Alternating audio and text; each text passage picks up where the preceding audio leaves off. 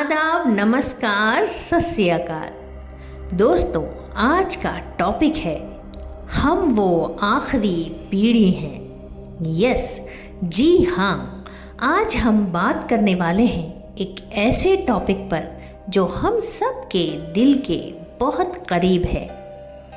हम वो आखिरी पीढ़ी हैं। ये लाइन सुनते ही एक अजीब सी फीलिंग होती है ना। ये कहानी है हमारे पेरेंट्स, ग्रैंड पेरेंट्स और उनके बाद हमारी जनरेशन की। क्या सच में हम वो आखिरी पीढ़ी हैं जो अपने कल्चर, वैल्यूज़ और ट्रेडिशंस को अपने अंदर जी रहे हैं? आज हम एक्सप्लोर करेंगे कि किस तरह से टेक्नोलॉजी और मॉडर्न लाइफस्टाइल ने हमारी वैल्यूज़ और ट्रेडिशंस को इफ़ेक्ट किया है। क्या हम अपने आने वाले जनरेशन्स को वही वैल्यूज़ और संस्कार दे पाएंगे जो हमने अपने बुज़ुर्गों से सीखे हैं? चलिए इस इंटरेस्टिंग सफ़र पर चलेंगे और जानेंगे कि क्या सच में हम वो आखिरी पीढ़ी हैं। दोस्तों, जुड़े रहिए हमारे साथ और शेयर कीजिए अपने थॉट्स और एक्सपीरियंसेस इस टॉपिक पर। Let's get started. दोस्तों, मेरा हमेशा से ये मानना रहा है कि दुनिया में जितना बदलाव हमारी पीढ़ी ने देखा है वो ना तो हमसे पहले किसी पीढ़ी ने देखा है और ना ही हमारे बाद किसी पीढ़ी के देखने की इम्कानात यानी संभावना लगती है। हम वो आखिरी पीढ़ी हैं जिसने बैलगाड़ी से लेकर सुपरसोनिक जेट देखे हैं, बेरंग खत से लेकर लाइव चैटिंग तक देखा है और इम्पॉसिबल लगने वाली बहुत सी बातों को पॉसिबल होते देखा है।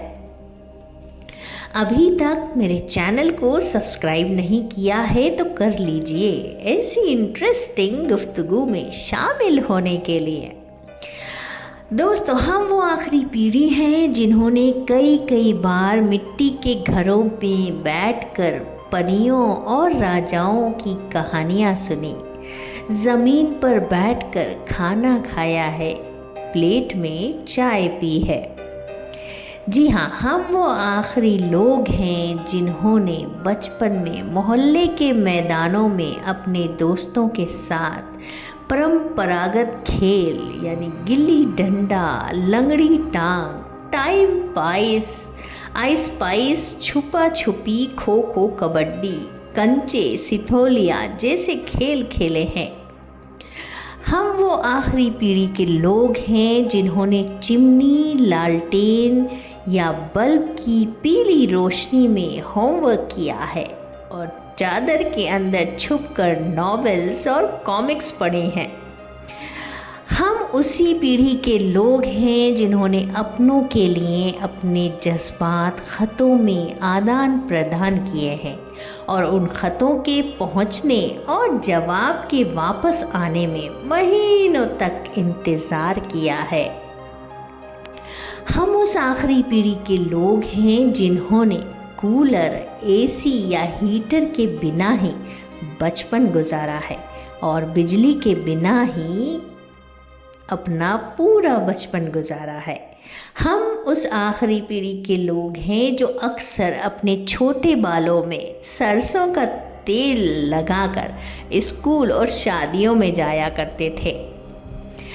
हम उस आखिरी पीढ़ी के लोग हैं जिन्होंने स्याही वाली दावात या पेन से कॉपी, किताबें, कपड़े और हाथ काले नीले किए हैं, तख्ती पर सेठे की कलम से लिखा है और तख्ती घोटी है।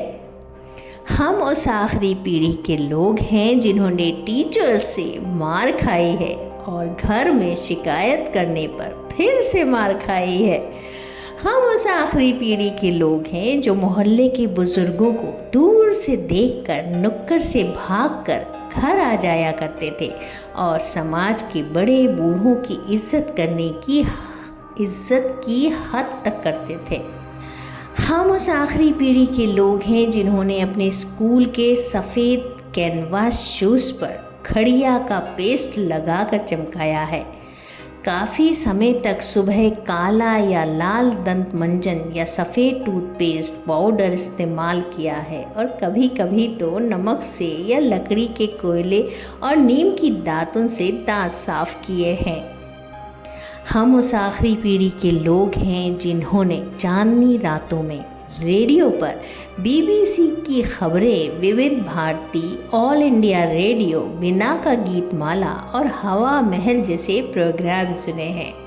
तो दोस्तों, हम ही वो आखिरी पीढ़ी हैं जिन्होंने ये सब किया है और इसमें इन सारी चीज़ों में हमारा ट्रेडिशन, हमारा कल्चर साफ नज़र आता है।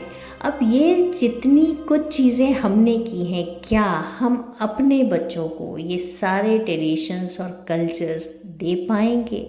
आज AI का ज़माना है और हमें टेक्नोलॉजी के साथ चलना है, तो हमारा ये फ़र्ज़ बनता है कि इसके साथ साथ हम अपनी वैल्यूज़ और अपने कल्चर को अपने बच्चों तक ज़रूर पहुंचाएं।